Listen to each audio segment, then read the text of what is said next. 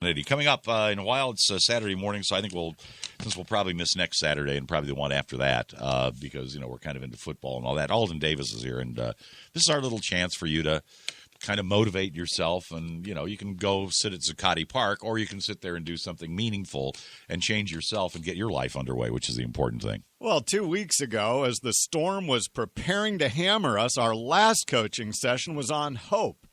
Now that we are on the other side of Storm Dawn, that dumb October nor'easter, we celebrate our survival skills. Be here after weather and sports and learn my Dippy model for assessing your experience and taking the necessary steps today to thrive during adversity's next visit. Get today's handout at myvaluetree.com. We'll begin shortly. We should have done this 2 weeks ago. Of course, we didn't really, we were on hope. I mean, it really was timely. Do you bring hope? I think so, yeah. Well, some people did, and I got to give them credit.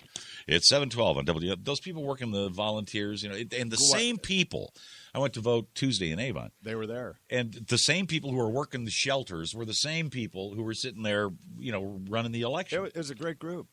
Seriously, they're, thank God every town has some of those folks.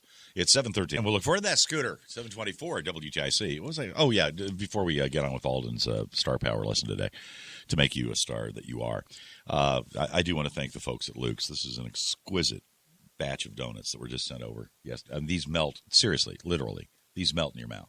Luke's Donuts, West Hartford, or West Avon. Pretty good. Down the street from me. I could walk there, but I don't. I drive.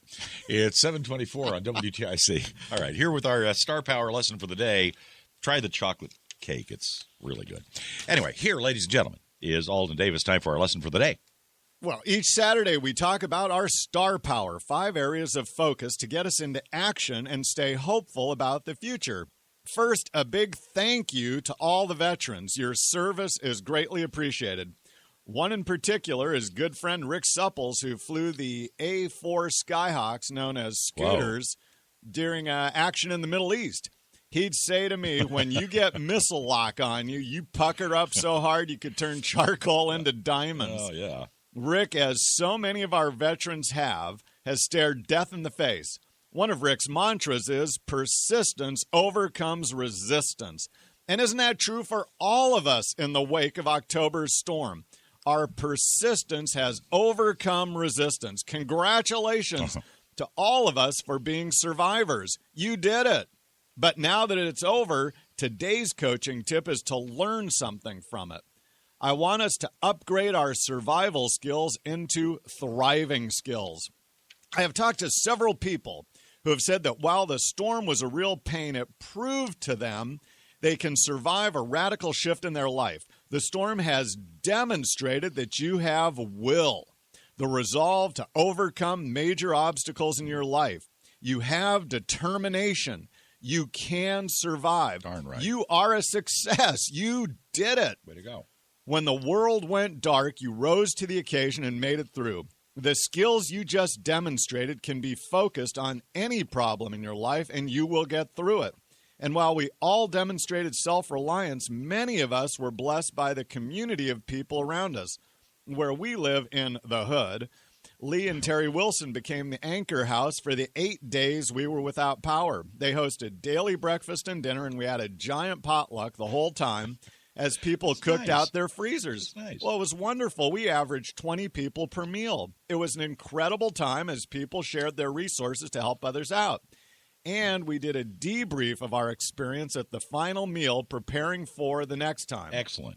Well, let's reference Ben Sherwood's book called The Survivor's Club, The Secrets and Science That Could Save Your Life. He explores the Stockdale paradox, named after Admiral Stockdale, the highest-ranking prisoner of war in Vietnam. When asked to explain which prisoners perished in captivity, he replied, that's easy, the optimists. The optimists set unrealistic expectations of their release and eventually died of a broken heart. Quote, you must never confuse faith that you will prevail in the end, which you can never afford to lose, with discipline to confront the most brutal facts of your current reality, whatever they might be. When the snow started to fall, how many of you knew that we were headed into real trouble and started preparing that afternoon? How many of you looked at the destruction afterwards and knew that you were in for the long haul? Stockdale's counsel is clear. Confront your reality. Make your assessment. Take accountability for your situation. Own your survival. The book goes on to discuss the theory of 10-80-10. There is an illogic in people that says if you don't think about something, it won't happen. Well, the research shows that 10% of us will handle a crisis in a relatively calm and rational state of mind. We assess situations clearly, make sharp decisions, and take appropriate action. 80% will be stunned and bewildered, waiting for someone to tell them what to do, and the remaining 10% will do the wrong thing, and you're advised to stay away from them. So let's assess how we did.